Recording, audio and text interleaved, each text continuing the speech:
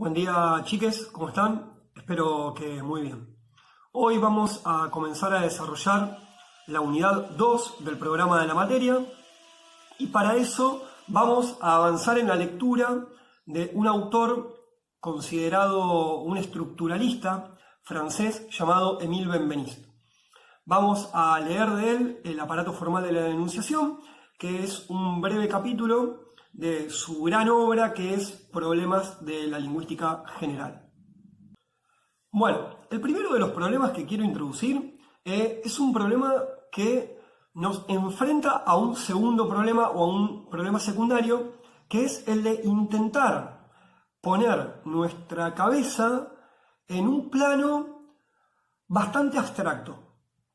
Porque cuando nosotros hablamos de sujeto en Benveniste, no estamos hablando de un sujeto empírico, sino que estamos hablando de un sujeto que está construido en su discurso. Es decir, un sujeto que tiene una entidad lingüística. Entonces, el primer problema que vamos a tratar de desarrollar a partir de la teoría de Benveniste es cómo es que el sujeto se construye en su discurso. O en otras palabras, ¿por qué dice Benveniste que la subjetividad es solo lingüística? O sea, traduciendo estos dos problemas, ¿cómo es que podemos identificar al sujeto solamente cuando se manifiesta a través del lenguaje? Es decir, no existe sujeto por fuera del lenguaje, como tampoco conocemos al lenguaje por fuera del sujeto. O sea, no conocemos al lenguaje si no es utilizado por alguien para manifestarse como sujeto. Entonces, decir, ¿cómo que que yo me pellizque no es sujeto? No.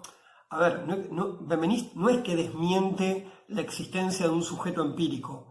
Lo que va a decir Benveniste es, yo no me voy a ocupar de ese sujeto, no me voy a ocupar del sujeto parlante, sino que me voy a ocupar del sujeto que ese parlante construye en sus propios enunciados. Es decir, lo que va a decir Benveniste es que el sujeto es posible en el discurso porque se enuncia como tal en su discurso.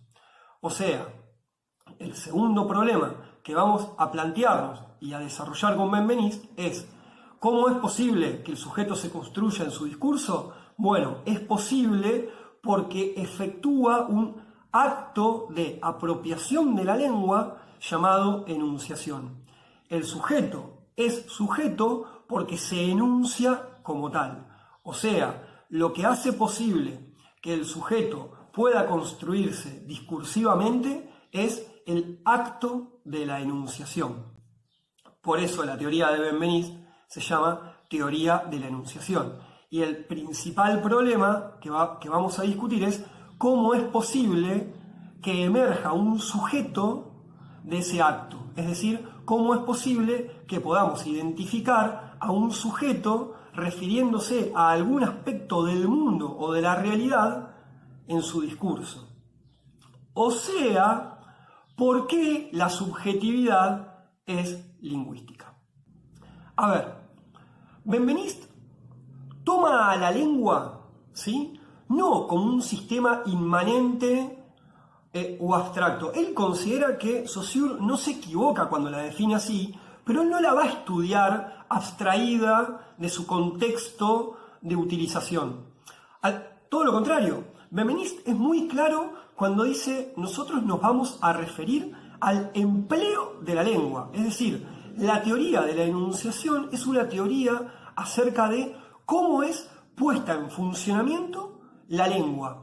Cómo es que la lengua es utilizada por un locutor como un instrumento para poder construirse como sujeto en y por ella. Entonces, la enunciación es un acto, ¿está? La enunciación es un acto de poner a funcionar la lengua por un acto individual de utilización. En otras palabras, enunciarse es utilizar la lengua, ponerla a funcionar en un acto de utilización individual. Soy yo quien se apropia o utiliza la lengua para poder ponerla a funcionar. En ese poner a funcionar la lengua, lo que se va a generar como producto es un enunciado o un discurso. La enunciación es el acto de producir un enunciado. En el texto, Benveniste plantea que a la enunciación se la puede estudiar desde diferentes puntos de vista. Esto que decía Saussure, ¿no? No es el objeto el que crea el punto de vista, sino que es el punto de vista el que crea el objeto. Entonces nosotros tenemos por delante a la enunciación construida como un objeto desde un marco formal de realización. O sea, lo que le va a interesar a Benveniste, tal como lo dice el nombre de este capítulo de su obra, es estudiar el aparato formal de la enunciación. O sea, estudiar la forma necesaria y constante de la enunciación. Quiero decir, ¿qué elementos no pueden faltar en el acto de la enunciación para poder ser considerado un acto de enunciación? Desde este punto de vista, Benveniste va a desarrollar la que es la primera tesis de este texto, en la cual va a considerar a la enunciación como un punto de quiebre, como un límite, como un criterio de delimitación, como algo que va a separar dos dimensiones diferentes. Voy a utilizar toda la tecnología a mi disposición para explicarlo. Yo lo que voy a leer ahora del texto de Benveniste está esquematizado en este cuadrito que voy a utilizar para explicar el fragmento del texto. Dice Benveniste: el acto individual por el cual se utiliza la lengua, es decir, la enunciación, introduce primero el locutor como parámetro en las condiciones necesarias para la enunciación. O sea, es necesario que exista un locutor, un hablante, que ponga a funcionar a la lengua. Y acá viene la parte que yo voy a explicar con el cuadrito. Antes de la enunciación, la lengua no es más que la posibilidad de la lengua. Después de la enunciación, la lengua se efectúa en una instancia de discurso que emana de un locutor, forma sonora que espera un auditor y que suscita otra enunciación a cambio. Buen día, buen día. Vamos con el cuadrito. Benveniste plantea que antes de la enunciación pasa una cosa, después de la enunciación pasa otra cosa. El acto hay que entenderlo en términos aristotélicos, ¿sí? Acto es aquello que, una vez ejecutado, convierte lo que era una posibilidad en algo concreto y definido. O sea, transforma lo virtual, lo posible, en algo concreto y discreto, por llamarlo de alguna manera, que puede ser definido con una forma determinada. En ese sentido, lo que hace el acto de la enunciación es transformar la posibilidad de la lengua en algo discreto y concreto, transformando a la lengua en una instancia discursiva. Y en ese sentido, hay que entender, dice Benveniste, a la subjetividad como la posibilidad del sujeto también. Si nosotros hablamos de la subjetividad como la posibilidad del sujeto, tenemos que hablar de que entonces nosotros virtualmente podemos ser cualquier cosa.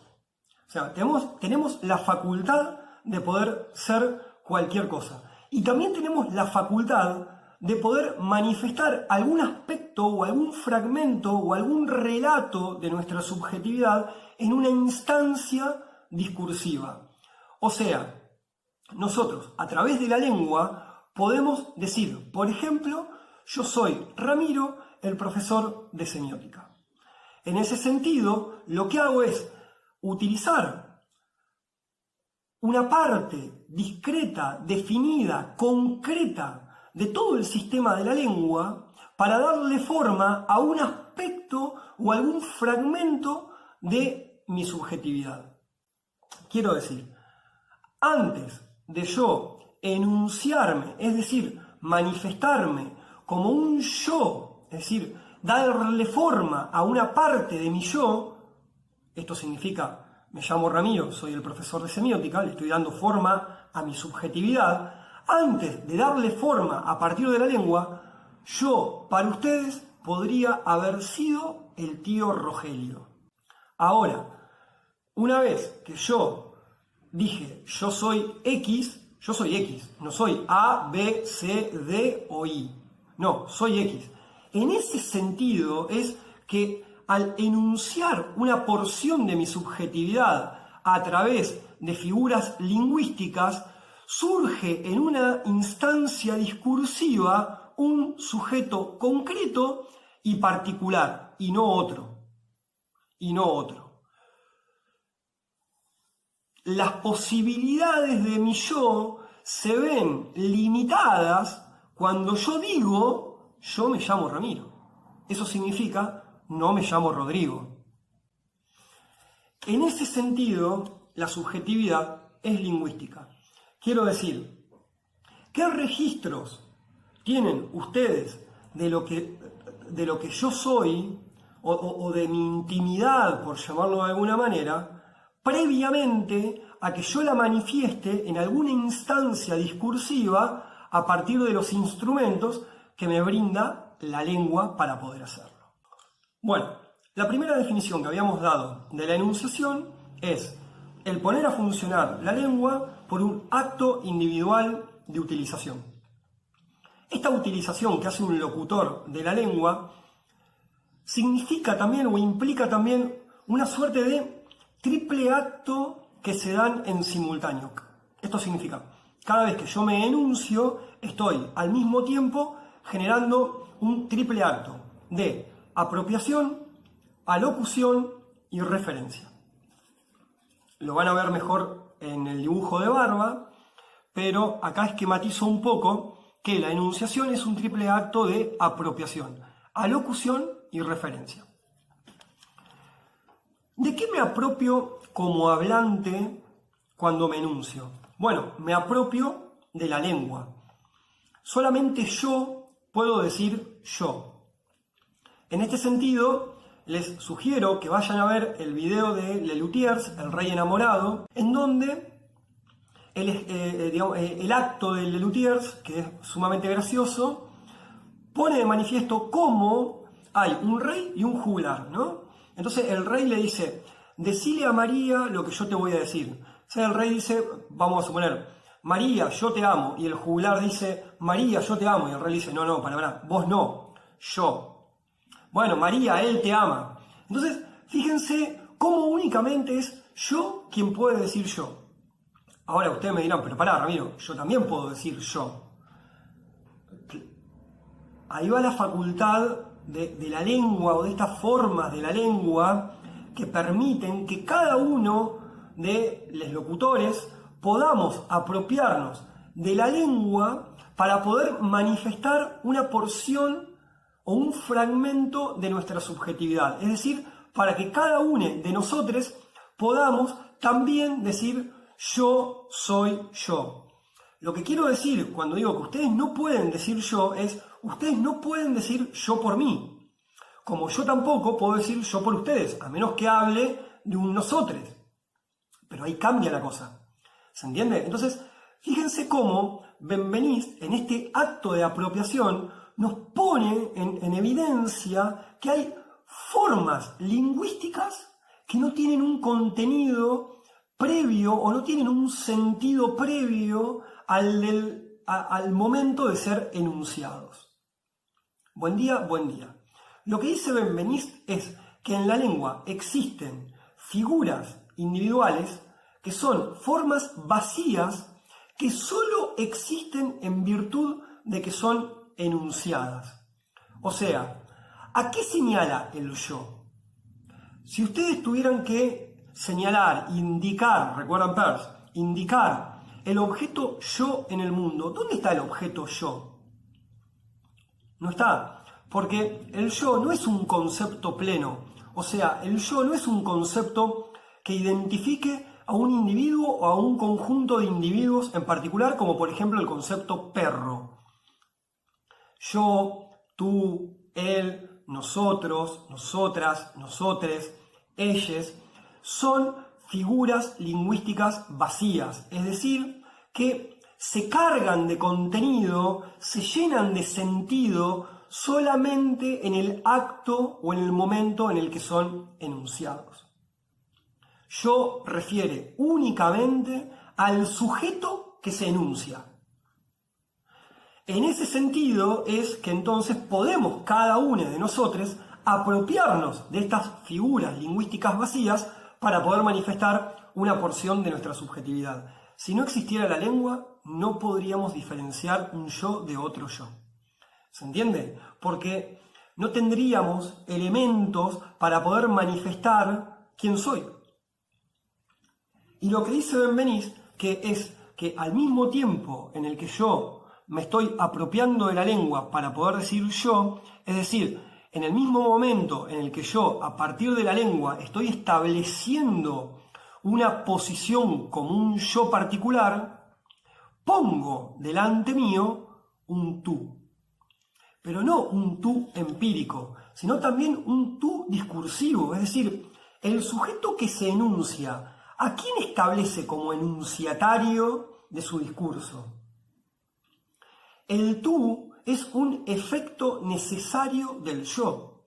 ¿Por qué voy a decir yo soy si no hay diferentes yo en el mundo? Es decir, ¿por qué voy a decir yo si no es más que en contraste con otro yo? En este sentido hay que retomar Saussure y ver también cómo la significancia o el valor o el sentido del yo solamente se adquiere en una relación dialógica.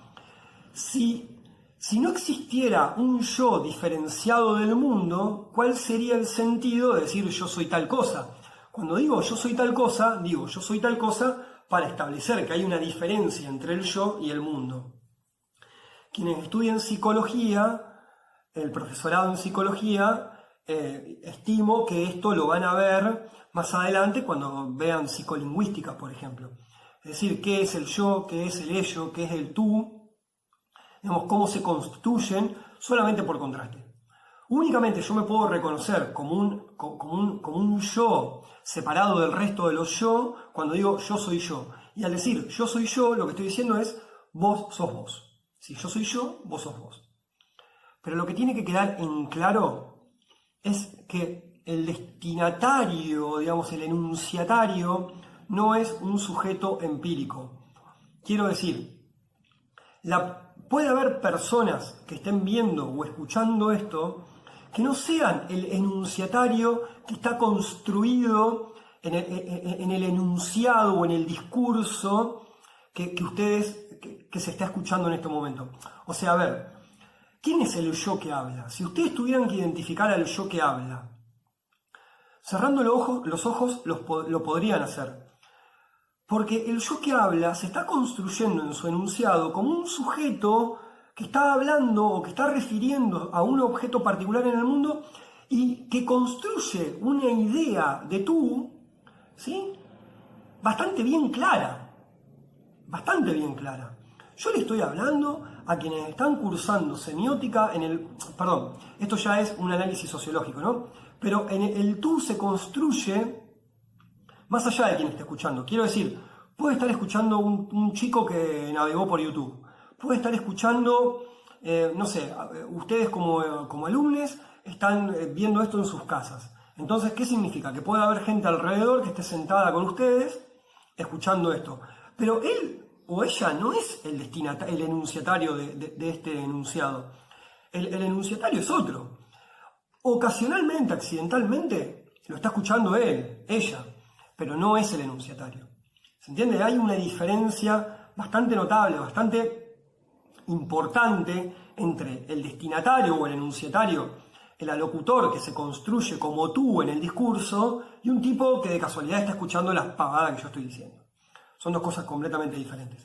Entonces, como un acto de alocución, la enunciación siempre pone enfrente mío a un tú en condiciones de poder reconocerme como yo, y en ese sentido poder contestarme como, entonces yo digo que. Y en tercer lugar, otra de las cosas que desestimaba Saussure en sus estudios es la enunciación es un acto de referencia. La enunciación refiere siempre a algo del mundo. Pero cuando hablamos de referir a algo en el mundo, no es que la enunciación refiere a un objeto preexistente. No. Esa referencia construye a él. El acto de referencia, ¿sí?, es un acto por el cual yo le hablo a otro sobre algo. El pronombre personal, él, hace referencia al objeto del enunciado. O sea, a aquello a lo que yo hago en referencia. ¿Qué es él? El objeto de lo que yo estoy diciendo. ¿Se entiende? En ese sentido, entonces, cuando yo me enuncio, soy yo diciéndole algo a alguien sobre alguna cosa. Y ese sobre alguna cosa no reproduce un objeto preexistente, lo construye desde una perspectiva, desde una visión particular y única, que es la del yo. Por lo tanto, en el discurso no solamente se reproduce la realidad, en el discurso se construye un fragmento o un relato acerca de esa realidad. Y yo, ya lo vimos con Peirce, ¿qué acceso tengo a la realidad más allá de sus representaciones a partir del lenguaje? Ninguno. Por lo tanto, la realidad es una construcción del discurso. La realidad, el discurso, coincide en ese sentido con nuestro acceso a la realidad. Esto no significa que no exista una realidad empírica, significa que la realidad empírica, es decir, el empírico, el objeto al que supuestamente yo hago referencia, no tiene por qué coincidir necesariamente con el objeto al que yo efectivamente estoy haciendo referencia en el discurso.